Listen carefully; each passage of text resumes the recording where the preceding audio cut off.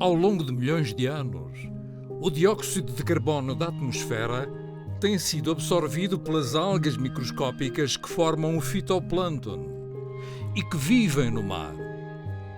Devido à extensão dos mares e oceanos, estes seres minúsculos absorvem mais dióxido de carbono do que todas as florestas do mundo. Em resultado de condições especiais, a matéria orgânica que formava o fitoplâncton, bem como o zooplâncton que se alimentava dele, acumulou-se no fundo dos mares. Através de processos químicos complexos e sob pressão dos sedimentos, essa matéria orgânica transformou-se num líquido negro e viscoso que ficou retido nas rochas e originou jazidas enormes. Hoje, esse líquido é conhecido por petróleo, num processo distinto que envolveu movimentos tectónicos. A matéria orgânica de florestas antigas, em vez de ser decomposta naturalmente, ficou retida em estratos sedimentares e deu origem ao carvão, dito mineral. A atmosfera do nosso planeta tem mantido uma composição favorável à evolução dos seres vivos. Hoje, predomina o azoto, 78%, e o oxigênio, 21%. A proporção de gases, como o dióxido de carbono, 0,03%, e o vapor de água, é muito inferior, mas tem influência na temperatura da atmosfera da Terra. Estes gases são chamados de estufa, porque tendem a reter uma parte da energia do Sol que atinge a Terra e a manter a sua temperatura mais estável, como acontece nas estufas. Os nossos antepassados, os primeiros hominídeos, surgiram muito recentemente num dos ramos da árvore da vida. Uma imagem que traduz a história da evolução. Os primeiros homens terão aprendido a produzir fogo, talvez friccionando ramos secos ou pedras. A necessidade de cozinhar e de gerar aquecimento levou à exploração de outras formas de produzir fogo.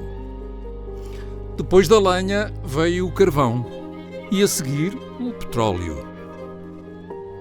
Nos últimos 2 séculos, as grandes mudanças no modo de vida do homem devem-se sobretudo à utilização do carvão e do petróleo como fontes de energia.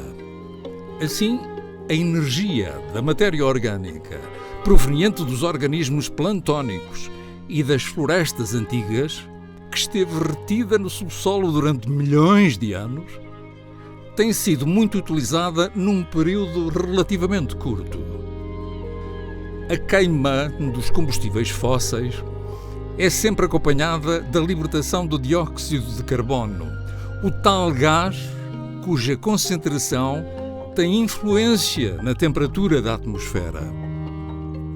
Como se isso não bastasse, a destruição contínua de grandes florestas e o aumento da poluição das águas costeiras, além de causarem o desaparecimento de um número incalculável de espécies animais e vegetais, pode afetar os processos de fotossíntese e diminuir a absorção do dióxido de carbono existente na atmosfera. É como se queimássemos o pavio nas duas pontas, além de utilizarmos o carvão e o petróleo a um ritmo avassalador.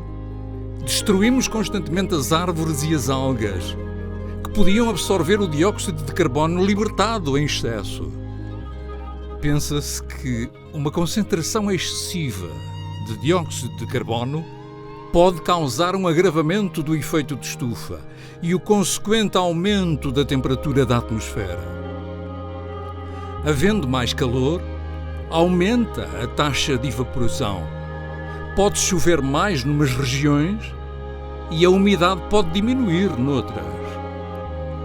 O número de furacões e incêndios também pode aumentar.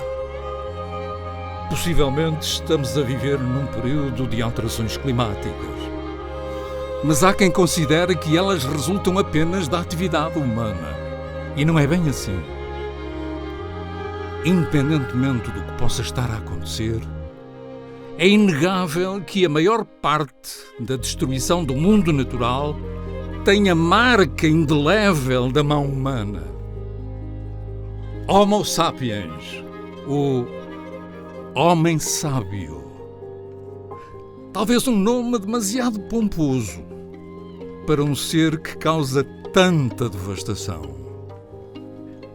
Resta-nos a esperança de que tenha muita vontade e uma réstia de sabedoria para gostar do mundo maravilhoso em que nasceu.